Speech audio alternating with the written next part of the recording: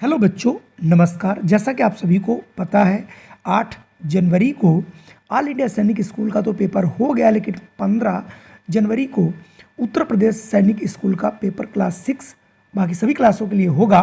तो उसी के रिगार्डिंग आज हम यहाँ पर जीएस के प्रश्न लेकर के आए हैं जो कई बार पूछे गए। तो आइए फटाफट शुरू कर लेते हैं और इन्हें देख लेते हैं। तो यहाँ पर हमारा पहला प्रश्न है, रेबीज वायरस किसके द्वारा फैलता है? तिलचट्टे, मुर्गी, कुत्ते या फिर खरगोश। सभी को पता है जो यहाँ पर हमारा रेबीज होता है ये फैलता है आपका कुत्ते के द्वारा, जैसा कि इसकी व्याख्या भी यहाँ पर की गई है। चलिए बढ़ते हैं हम अगले प्रश्न पर। अगला प्रश्न हमारा दूसरा है, दूध का खट्टा होना कौन सा परिवर्तन है? ये भौतिक परिवर्तन है या प्रतिवर्ती परिवर्तन है, रासायनिक परिवर्तन है या उपरोक्त में से कोई नहीं। क्योंकि दूध से दही जब बन जाता है तो दही से दूध नहीं बन सकता, यानी तो ये हमारा कौन सा परिवर्तन हो गया? रासायनिक परिवर्तन हो गया। ठीक है, तो ये रासायनिक परिवर्तन यहाँ से तीसरा वाला सही होगा। अगर मैं अगले प्रश्न की बात करूँ तीसरा, तो तीसरा प्रश्न आपसे पूछा जा रहा है, पानी या हवा के कारण से मिट्टी को बहा ले जाने को क्या कहते हैं? तूफान, मिट्टी का क्षरण, बाढ़ या वनों की कटाई। पानी या हवा के द्वारा जो मिट्टी का कटाव होता है उसको कहते हैं मिट्टी का कटाव या मिट्टी का क्षरण। तो यहाँ से तीसरा वाला ऑप्शन आपका बिल्कुल सही होगा। अगला प्रश्न साइंस से है। अगला प्रश्न है, हमारे शरीर के आंतरिक अंगों का काम इस प्रणाली द्वारा नियंत्रित होता है? प्रजनन के द्वारा, श्वसन के द्वारा, संचार के द्वारा या फिर तंत्रिका तंत्र के द्वारा। तो हमारे शरीर के जो आंतरिक अंगों का काम है वो तंत्रिका प्रणाली ही नियंत्रित करती है। तो यहाँ से ऑप्शन 4 वाला बिल्कुल सही होगा। अगर मैं बात करूँ अगले प्रश्न की, तो अगला हमारे सामने प्रश्न है, आप भी देख लीजिए और इसको जरूर पढ़िए।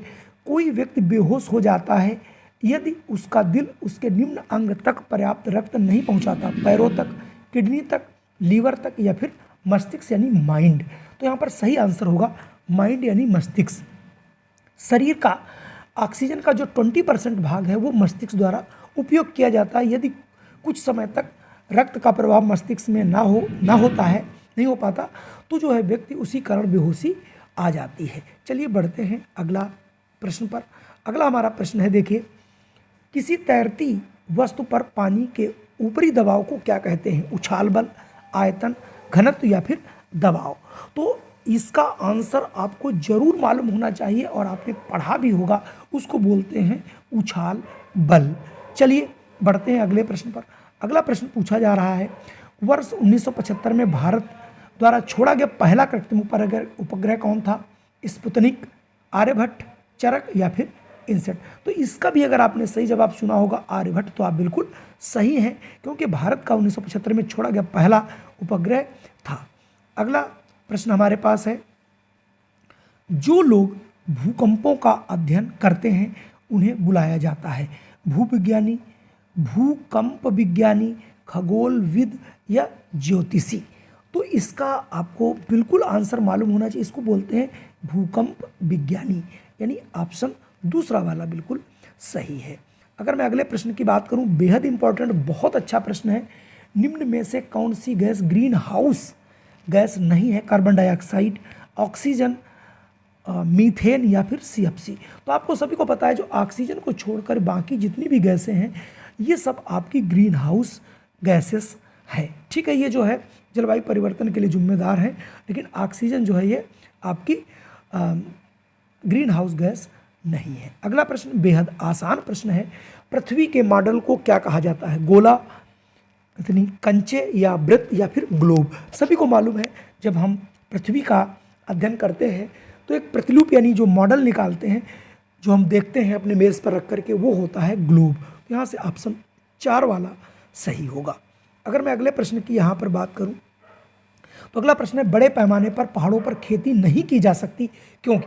जो पहाड़ हैं उन पर खेती आखिर क्यों नहीं की जा सकती? इसका क्या कारण हो सकता है? कम आबादी वाले क्षेत्र, ऐसा तो नहीं है। भूमि की कमी, ऐसा भी नहीं, भूमि वहाँ बहुत है।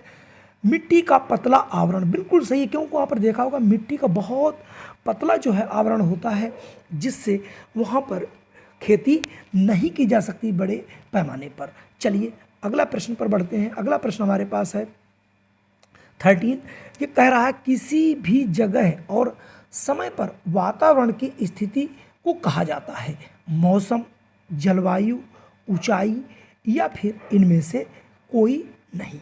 तो इसको कहते हैं हम लोग मौसम।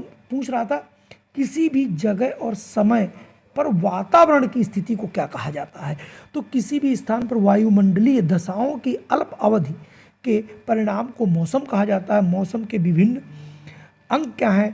ताप है, आर्द्रता है, वायु दाब आदि है। यही कारण है कि गर्मियों में लोग पहाड़ों पर जाना पसंद करते हैं। चलिए अगला मैं प्रश्न की बात करूं तो अगला प्रश्न है मध्य एशिया का राजमार्ग इनमें से किसका दूसरा नाम है? तो आपको यहाँ पर इसका दूसरा नाम बताना है कि इसका दूसरा नाम है क्या। ठीक है, तो यहाँ पर नील नदी, जम्बानी नदी, कांगो नदी और हांगहो नदी।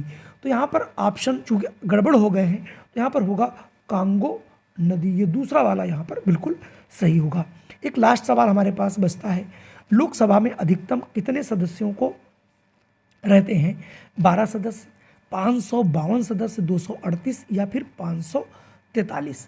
तो आपको इस प्रश्न का उत्तर बहुत अच्छे ढंग से मालूम होगा कि जो लोकसभा है उसमें अधिकतम जो लोकसभा सदस्य हो सकते हैं वो 552 हो सकते हैं।